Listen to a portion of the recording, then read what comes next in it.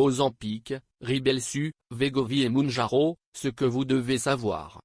Ces 4 médicaments sont devenus très populaires sur le marché, mais sont-ils vraiment efficaces pour la perte de poids sans un régime alimentaire adapté et sans exercice physique? Question essentielle à se poser.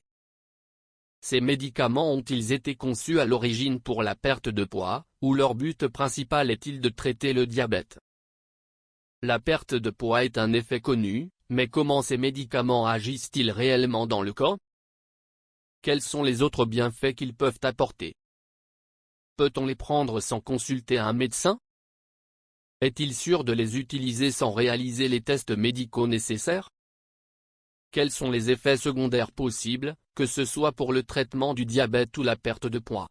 Avant d'envisager ces médicaments, il est essentiel de bien comprendre leur fonctionnement, leurs risques et la bonne façon de les utiliser. Être bien informé, c'est garantir sa sécurité et son efficacité. Une discussion très importante arrive, restez connectés.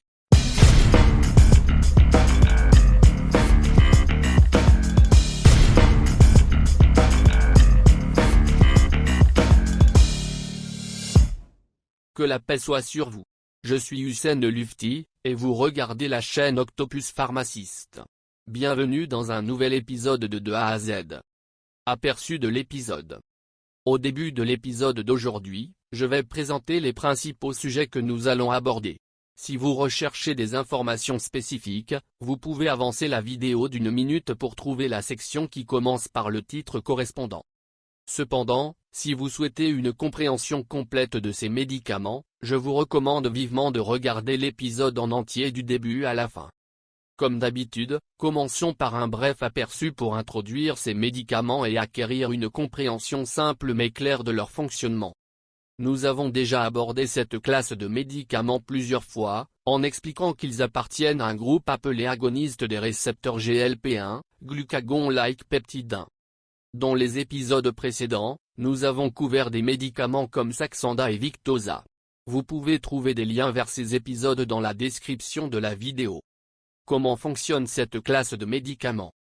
L'objectif principal aujourd'hui est de comprendre exactement comment ces médicaments agissent dans le corps. Le GLP-1 est une hormone naturelle sécrétée par les parois de l'intestin lorsque la nourriture commence à se déplacer de l'estomac vers les intestins. En même temps, une autre hormone appelée GLP est libérée, et les scientifiques ont développé des médicaments qui imitent les effets de cette hormone naturelle. Ces médicaments présentent plusieurs avantages, mais les plus importants peuvent être résumés en 4 points clés. 1. Régulation du taux de sucre dans le sang. Lorsque le GLP-1 atteint le pancréas, il signale que la nourriture est entrée dans les intestins et que les niveaux de sucre dans le sang vont augmenter. En réponse, le pancréas libère de l'insuline, ce qui aide à réduire le sucre dans le sang. Cela fait des médicaments GLP-1 un traitement efficace pour le diabète de type 2, car ils aident à maintenir les niveaux de sucre dans le sang dans les limites normales après les repas. 2. Réduction de la production de glucagon. Le GLP-1 agit également sur le pancréas pour supprimer la production d'une autre hormone appelée glucagon. Le glucagon augmente le taux de sucre dans le sang en incitant le foie à produire du glucose à partir de sources non glucidiques, un processus appelé gluconéogenèse. En bloquant le glucagon, les médicaments GLP-1 aident à prévenir la production excessive de sucre, ce qui est crucial pour la gestion du diabète. 3. Suppression de l'appétit et soutien à la perte de poids. Le GLP-1 agit sur le cerveau, réduisant l'appétit et aidant les gens à manger moins. Cela rend ces médicaments bénéfiques non seulement pour les diabétiques, mais aussi pour les personnes souffrant d'obésité, qui bénéficient le plus. Les prédiabétiques, ce sont des personnes à risque de développer un diabète en raison d'un excès de poids et de niveau de sucre élevé dans le sang. Prendre des médicaments GLP-1 peut aider à réguler leur taux de sucre et prévenir l'évolution vers un diabète complet. Les diabétiques de type 2, ces médicaments aident à gérer le taux de sucre dans le sang, réduire la graisse abdominale et améliorer la sensibilité à l'insuline, facilitant ainsi l'action de l'insuline existante dans le corps. Les personnes en surpoids, même celles sans diabète, peuvent utiliser les médicaments GLP-1 pour la perte de poids, car ils aident à réduire l'apport alimentaire et favorisent la perte de graisse. 4. Protection cardiaque. Les médicaments GLP-1 bénéficient également au cœur en protégeant les parois cardiaques des dommages et en réduisant le risque de maladies cardiovasculaires. Cet effet n'est pas exclusif aux médicaments GLP-1.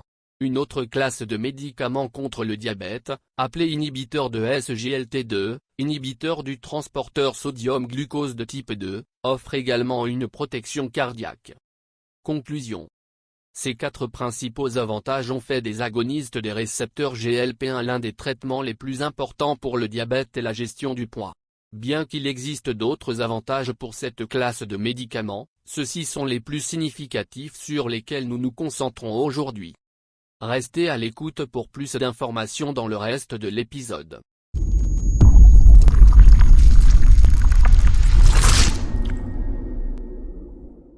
Le deuxième sujet, une discussion critique. Certaines personnes pensent que si elles sont en surpoids mais n'ont aucun problème de santé, ou si elles ont du diabète, elles peuvent simplement prendre ce médicament de leur propre initiative. Est-ce vrai? Absolument pas. Avant d'utiliser ces médicaments, vous devez consulter un médecin, spécifiquement un endocrinologue, qui évaluera soigneusement votre état et suivra 4 facteurs cruciaux avant et pendant le traitement. Pourquoi la supervision médicale est-elle essentielle? Passons en revue ces points importants ensemble. 1. Antécédents familiaux de carcinome médulaire de la thyroïde, CMT. Ce médicament est strictement interdit pour les personnes ayant un parent de premier degré, parent, frère, sœur ou enfant, qui a eu un carcinome médulaire de la thyroïde, CMT. Pourquoi? Les études ont montré que ce groupe de médicaments pourrait augmenter le risque de CMT, un type rare de cancer de la thyroïde lié à certaines conditions génétiques. Si un membre de la famille a eu ce type de tumeur, personne dans la famille ne doit utiliser de médicaments GLP-1. 2. Symptômes d'inflammation ou de cancer de la thyroïde. Si une personne commence à utiliser ces médicaments et présente, après 2 ou 3 mois, des symptômes d'inflammation de la thyroïde, nous devons suspecter la possibilité d'une tumeur de la thyroïde. Les signes d'alerte incluent difficulté à dormir, difficulté à avaler, vomissement, problèmes respiratoires, sensations étranges ou masse autour de la zone du cou. Pourquoi est-ce important? Si un patient présente ces symptômes en prenant un médicament GLP-1, il doit immédiatement arrêter le traitement et consulter un médecin. En tant que pharmacien ou prestataire de soins de santé, nous devons reconnaître ces signes d'alerte, orienter correctement le patient et nous assurer qu'il consulte un médecin sans délai. 3. Risque de pancréatite aiguë, inflammation temporaire du pancréas. Comment cela se produit-il? Tout médicament stimulant le pancréas à produire plus d'insuline peut parfois déclencher une pancréatite aiguë. Quels sont les symptômes de la pancréatite aiguë? Douleur abdominale intense, douleur aiguë, perçante, qui irradie vers le dos. Nausées et vomissements persistants, plus forts que la nausée habituelle causée par le médicament. Battements cardiaques irréguliers ou palpitations. Transpiration excessive. Fièvre. Que faut-il faire? Si ces symptômes apparaissent, le patient doit immédiatement arrêter le médicament et se rendre à l'hôpital. Peut-il reprendre le même traitement après la guérison? Non. Peut-il essayer un autre médicament du même groupe? Non plus. Pourquoi? Si une personne développe une pancréatite à cause d'un médicament GLP-1, elle ne doit jamais utiliser un autre médicament de ce groupe, car la condition est susceptible de se reproduire. 4. Réaction allergique grave, sensibilité de la peau. Certaines personnes peuvent développer des réactions allergiques sévères à un médicament GLP-1 spécifique, comme le Saxenda. Si une réaction cutanée grave se produit, le patient doit arrêter le médicament et traiter l'allergie. Peut-il redémarrer Saxenda? Non. Peut-il passer à un autre médicament GLP-1? Oui, mais seulement à un autre ingrédient actif du même groupe. Pourquoi? Le risque d'allergie croisée entre différents médicaments GLP-1 est très faible, moins de 1%, donc passer à un autre médicament de ce groupe est souvent sûr. Conclusion. Utiliser les médicaments GLP-1 sans supervision médicale peut entraîner de graves risques pour la santé. Un médecin doit évaluer votre état, surveiller les effets secondaires et s'assurer que le médicament est sûr pour vous. Restez informé et priorisez toujours votre santé.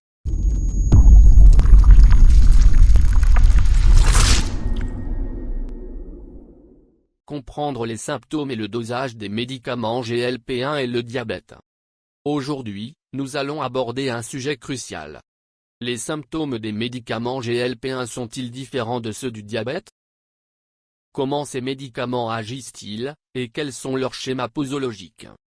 Cette discussion est particulièrement importante pour les médecins et les pharmaciens qui traitent ces médicaments régulièrement. Décortiquons cela étape par étape. 1. Sémaglutide, médicament GLP-1, différentes formes et dosages. Le sémaglutide est disponible sous plusieurs formes, y compris Ozempic, injection. Wegovy, injection. Rybelsus, comprimé oral. 1,1 Ozempic, forme injectable.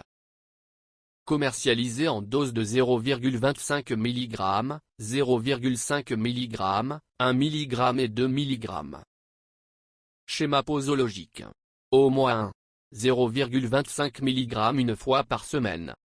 Au mois 2. 0,5 mg une fois par semaine. Au mois 3. 1 mg une fois par semaine. À partir du mois 4. 2 mg une fois par semaine. 1,2 Wegovy, forme injectable. Même ingrédient actif que l'Ozempic mais disponible en dose plus élevée pour la gestion du poids. Dose. 0,25 mg 0,5 mg 1 mg 1,7 mg 2,4 mg augmentation mensuelle. 1,3 Rybelsus, comprimé oral. Disponible en comprimé de 3 mg, 7 mg et 14 mg. Schéma posologique. Au premier mois. 3 mg une fois par jour. Après un mois, augmenté à 7 mg une fois par jour. Dose maximale. 14 mg une fois par jour. 2. Pourquoi commencer avec une faible dose? Indépendamment de la forme du médicament, la première dose n'est pas liée à l'efficacité thérapeutique, mais est appelée dose de charge pour aider le corps à s'adapter. Pourquoi une augmentation progressive des doses est-elle nécessaire? Ces médicaments ralentissent la motilité gastrique, la vitesse à laquelle la nourriture se déplace dans l'estomac. Cette digestion retardée aide à stabiliser les niveaux de sucre dans le sang et empêche les pics rapides. Cependant, si des doses élevées sont introduites trop rapidement, cela peut entraîner des effets secondaires forts tels que des nausées, des vomissements et des ballonnements. 3. L'importance du dosage maximal dans la gestion du poids. L'effet de suppression de l'appétit des médicaments GLP-1 est le plus fort à la dose maximale. Certaines personnes obtiennent des résultats avec des doses moyennes, par exemple, 1 mg d'Ozempic ou 7,5 mg de Mounjaro. Cependant, selon les lignes directrices cliniques, la dose maximale est recommandée pour une suppression optimale de l'appétit. Que faire si un patient ne peut pas tolérer la dose maximale? Plutôt que d'arrêter le traitement, le médecin peut revenir à la dose précédente pendant un mois supplémentaire pour permettre au corps de s'ajuster. Si les symptômes persistent, le patient peut avoir besoin d'un médicament alternatif. 4. Médicaments GLP-1 et traitement du diabète. Ces médicaments sont-ils uniquement utilisés pour la perte de poids? Non. Ils ont été initialement conçus pour le traitement du diabète de type 2. Cependant, ils sont désormais largement utilisés pour la gestion du poids en raison de leurs effets de suppression de l'appétit. Comment un médecin décide-t-il du dosage pour un patient diabétique? Analyse des niveaux de sucre dans le sang. Glycémie à jeun, FBS. Glycémie postprandiale, après les repas. HbA1c, niveau de sucre à long terme. Un patient diabétique peut nécessiter des doses plus faibles, par exemple, 0,5 mg d'Ozempic, pour éviter l'hypoglycémie, glycémie dangereusement basse. Un patient non diabétique peut nécessiter des doses plus élevées, par exemple, 2,4 mg de Wegovy, pour une perte de poids efficace. 5. Passer d'un médicament GLP-1 à un autre. Scénario 1, passer de Rybelsus, oral, à Ozempic, injection. Étape 1, arrêter Rybelsus pendant 24 heures. Étape 2, commencer Ozempic à 0,5 mg pas à 0,25 mg, car le corps est déjà habitué au sémaglutide. Scénario 2, passer d'Ozempic à Rybelsus. Étape 1, attendre une semaine après la dernière injection d'Ozempic. Étape 2, commencer Rybelsus à 3 mg par jour. 6. Tirzépatide, Mounjaro, un nouveau médicament GLP-1 GIP. Mounjaro est un médicament plus récent contenant du tirzépatide, qui agit sur les récepteurs GLP-1 et GIP. Dose disponible. 2,5 mg 5 mg 7,5 mg 10 mg 12,5 mg 15 mg. Comment le prendre? Semaine 1 à 4, commencez à 2,5 mg par semaine. Après un mois, augmentez à 5 mg par semaine. Augmentation progressive à 15 mg en fonction de la tolérance et de la réponse du patient. Mounjaro pour le diabète versus perte de poids. Pour le diabète, la dose est ajustée en fonction des niveaux de sucre dans le sang. Pour la perte de poids, des doses plus élevées, généralement 10 à, assurent un meilleur contrôle de l'appétit. Conclusion. Les médicaments GLP-1 sont utilisés à la fois pour le diabète et la perte de poids, mais nécessitent un dosage soigneux. L'augmentation progressive des doses est essentielle pour minimiser les effets secondaires. Passer d'un médicament à un autre nécessite des étapes spécifiques pour éviter des complications. Les patients diabétiques nécessitent des stratégies de dosage différentes pour éviter l'hypoglycémie. De nouveaux médicaments comme Mounjaro offrent des résultats prometteurs mais doivent être prescrits avec précaution. Conseils finaux pour les patients et les pharmaciens. Ne jamais prendre de médicaments GLP-1 sans supervision médicale. Surveillez régulièrement les niveaux de sucre dans le sang, surtout pour les patients diabétiques. Signalez immédiatement tout effet secondaire comme des nausées, des vomissements ou des douleurs abdominales à votre médecin.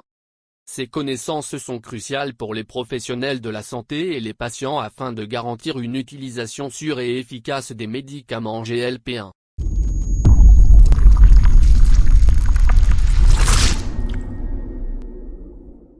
« 12 questions essentielles sur les médicaments GLP-1. 1.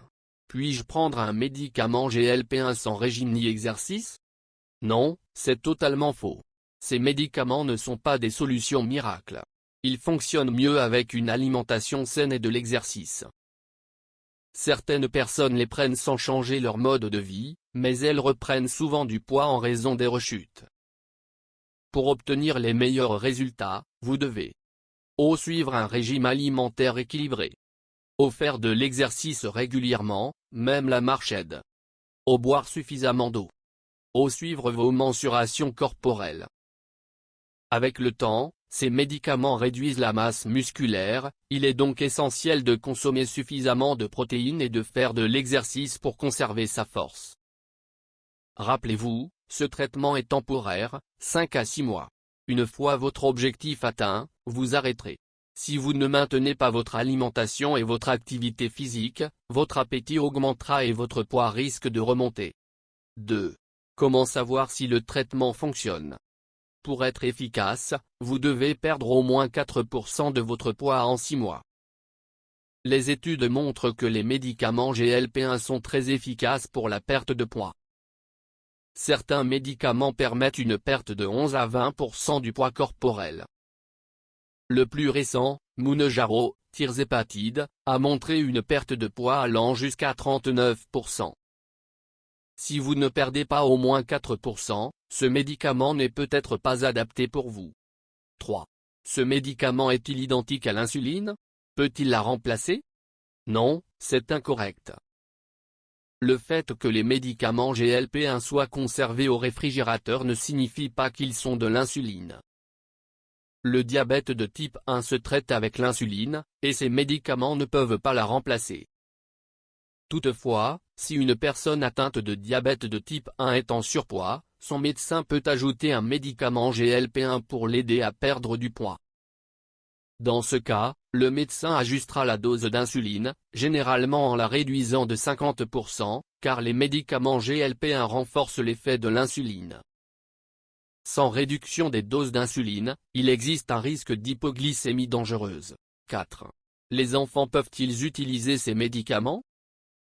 Les enfants de moins de 12 ans ne doivent pas utiliser les médicaments GLP-1.